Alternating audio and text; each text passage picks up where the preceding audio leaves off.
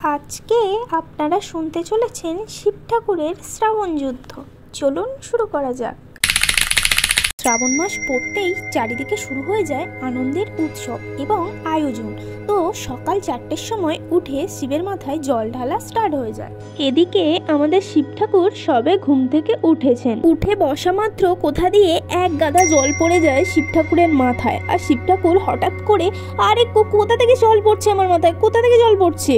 নিচে তাকিয়ে দেখেন মর্তে তার জন্য ঘটি ঘটি জল নিয়ে অনেক মানুষ দাঁড়িয়ে আছে। আর সে বুঝতে পারে যে ও শ্রাবণ মাস পড়ে গেছে না।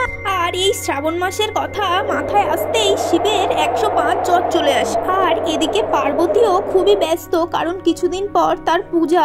তাই কোথায় কি প্যান্ডেল হচ্ছে, কেমন সাজাচ্ছে সেই সব দেখতেই পার্বতী ব্যস্ত। কিন্তু তার মাঝেও পার্বতী শিবের ডাক শুনে চলে আসে। এদিকে পার্বতী এসে দেখে যে শিবের মাথায় অটোমেটিক জল পড়ছে। তার উপরে শিবের প্রচন্ড হাঁচি হচ্ছে এবং জ্বর এসছে। পার্বতী বলে, তুমি ছাতা মাথায় বসে থাকো সারাদিন, কিন্তু ছাতা মাথায় দিয়েও কোনো কাজ হয় না, সেই জল সব শিবের মাথায় পড়ে। এদিকে শিবের এত কাশি হচ্ছে দেখে পার্বতী তাড়াতাড়ি করে তার জন্য চা করে আনে আদা দিয়ে। সেই চা খেয়েও শিবের কোনো কাজ হয় না। পার্বতী তাড়াতাড়ি করে একটি টাওয়াল নিয়ে আসে এবং তার মাথা মোছাতে থাকে, কিন্তু তাও মাথা শুকায় না, কারণ মর্তে অটোমেটিক জল ঢালছে।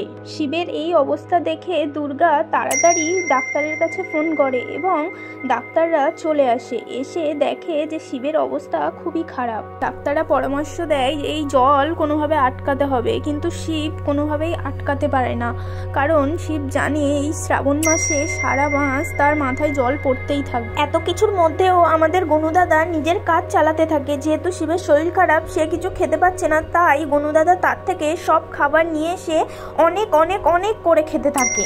আর এদিকে মর্তে শিবের মাথায় এত জল ঢালে যে শিবের কৈলাসে চারিদিকে জল ভর্তি হয়ে যায় আর চারিদিকে বন্যায় সবকিছু ভেসে যায়। চারিদিকের শিব ভক্তরা শিবের মাথায় এত জল ঢালে যে কিছুদিন এইভাবে চলতে চলতে মাস শেষ হওয়ার আগে শিবের নিউমোনিয়া হয়ে যায়। এখন শিব ঠাকুর সকল ভক্তদেরকে বলছে, ছেড়ে দে মা, কেঁদে বাঁচি। এখন পার্বতী সব কাজকর্ম ছেড়ে দিয়ে দুটোই কাজ করছে। এক শিবের মাথা মুছছে, 2 চা করছে। এক শিবের মাথা মুছছে, 2 চা করছে। এখন শিবের ভক্তরা কেউ ভক্তি ভরে জল ঢালছে না, সবাই রিলস বানানোর জন্য জল ঢালতে যাচ্ছে। একবার ঠিক না এলে অ্যাঙ্গেল, আবার জল ঢালছে, আবার ক্যামেরায় ঠিক না লাগলে আবার জল ঢালছে।